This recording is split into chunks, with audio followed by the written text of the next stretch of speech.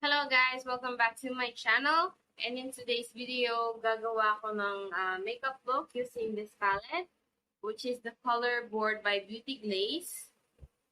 And there are 60 shades inside this palette, pero pinaghiwalay-hiwalay sila. So yan, we have our green, oranges, yan, blue, and then last is yung purple. Okay. So before we start guys, shout out lang sa best friend ko na si Rain Angeles. Rain Loxine Angeles, and then sa aking mi amigo na si Ren. Hope you guys are watching this and you'll enjoy the video. So let's get started.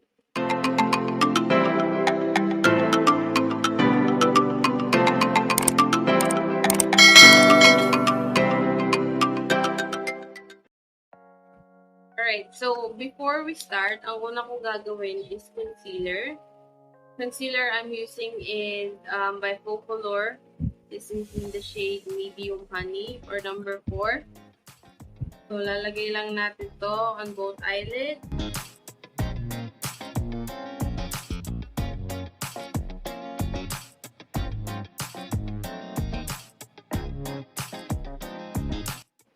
Alright, so nalagay na natin yung concealer, guys. Next naman na gagawin natin, since iba-iba yung board dito, gagawa ko ng separate video using each board. And itong concept na to, guys, na inspired ako by Balbuena, isa din siyang YouTuber.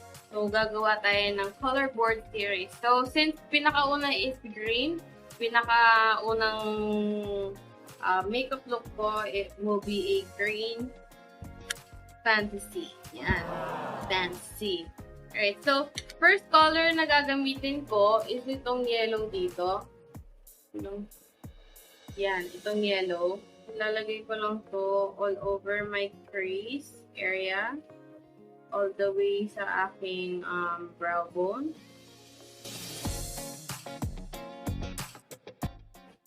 Alright, so, yan yung first color natin, guys. Next naman na gagamitin kong color is itong parang army green dito. So, spread muna natin. And then, after that, using a blending brush, blend out ko lang para mas lalo maghalo yung dalawang colors. Itong palette na to, guys, maganda to for beginners like me na nag-YouTube. Kasi mura ko lang siya nabili for 596 pesos. Meron ka ng 60 shades. And bilib naman ako sa mga colors niya kasi pigmented naman. Pero yung meron syempre, dahil nga mura, yung mga ibang shades na hindi ganun ka lalo na when it comes to the purple palette, merong mga shades dito na patchy or parang powdery, tulad na lang nitong dark violet. So, talagang kung gusto nyo gumamit ng or mas lalo siyang so, kung gusto nyo mas lalo mag-pop or mas lalong makita yung eyeshadow ninyo, either gumamit kayo ng concealer or eyeshadow primer. Yan. So, lagyan na natin itong kabilang mata ko. Alright, so there we go. And then, after nyan, kukuha na naman ako ng another brush. And we'll be dipping into this color right here. It's parang may pagka blue-green. Or parang teal green. Okay. And then, lalagay ko lang to dito sa aking oyster kit.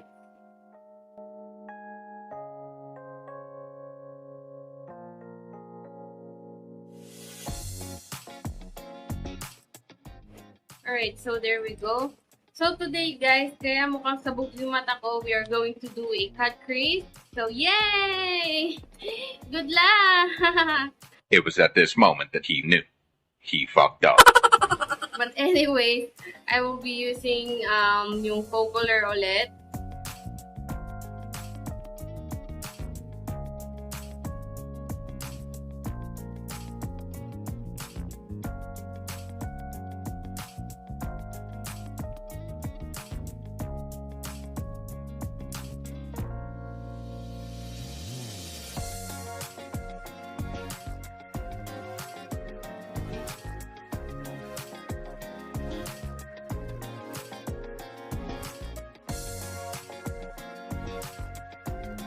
So, after nyan guys, next color that I'll be using is this color right here, which is yung parang dark green.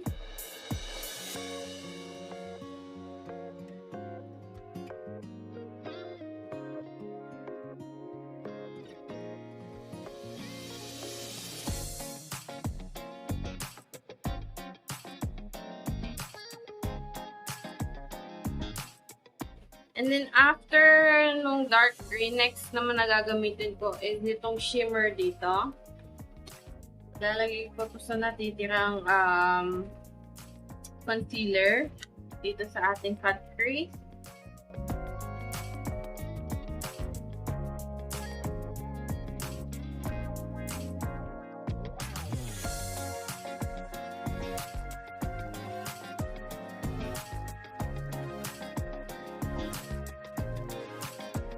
Okay, so yan na yung ating eye color. And then next naman is mag-eyeliner ako before I clean up all this mess.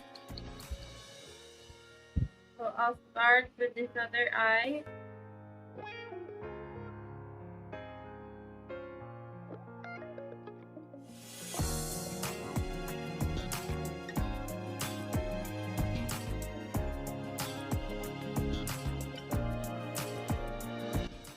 So, yan na yung ating eye look, guys. And then, next naman is I'll start cleaning the edges. Yung gilid-gilid natin sa ating eye.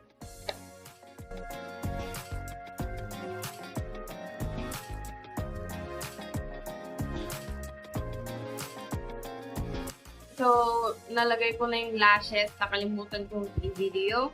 But anyways, after lashes, we can go straight to foundation. But before that, I'll be using the No Shine Quick FX. So, lalagay lang natin sa areas na oily tayo.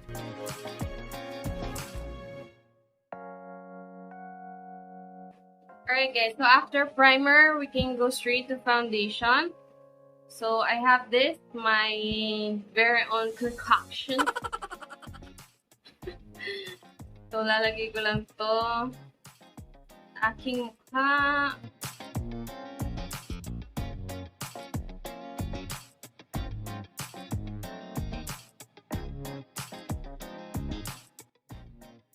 So, after that, guys, gagamit ako ng ibang concealer, which is the Maybelline Fit Me shade 35 Deep.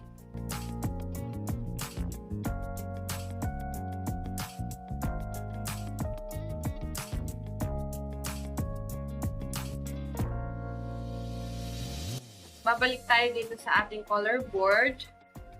And, kukunin natin itong, ano nga ba?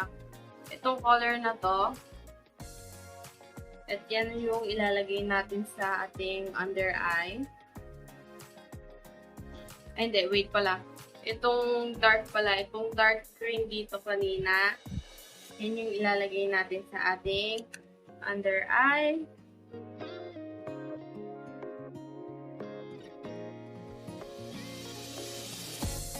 And then, using another thin brush, yan, manipis lang siya. I'll be dipping into itong shimmer kanina.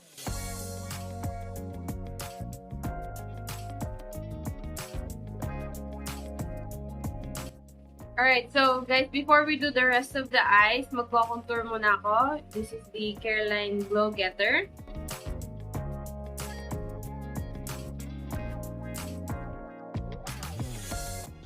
Alright, and then after that is powder. So, for powder, I'm using the So Natural by Nichido.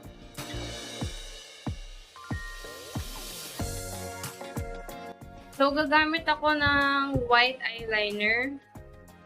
Binili ko lang to sa Shopee. So, maglalagay lang tayo ng white eyeliner sa ating waterline.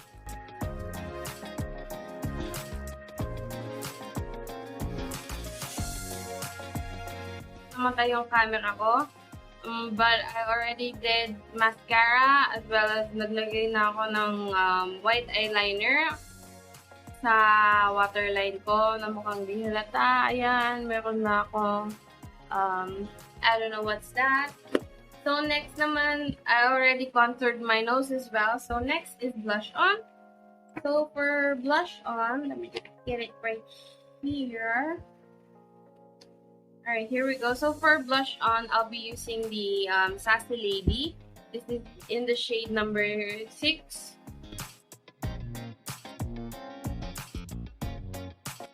Alright, so after that, guys, bumili din pala ako ng highlighter kay beautyglazed. Ito siya. Pinunasan ko, sorry. May powder kasi. So, these are the colors inside. We have French Vanilla, Cotton Candy Cream, tapos itong Salted Caramel. So, ang gagamitin ko today is this color right here, which is yung Salted Caramel.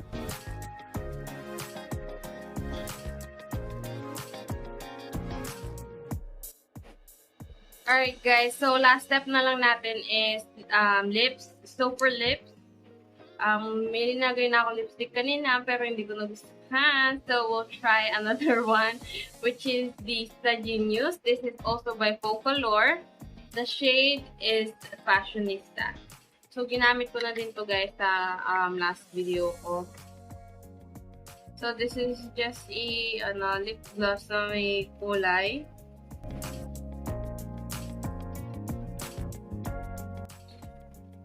Alright, here we go. So, this is our final look, guys, using the beautyglazed colorboard eyeshadow palette.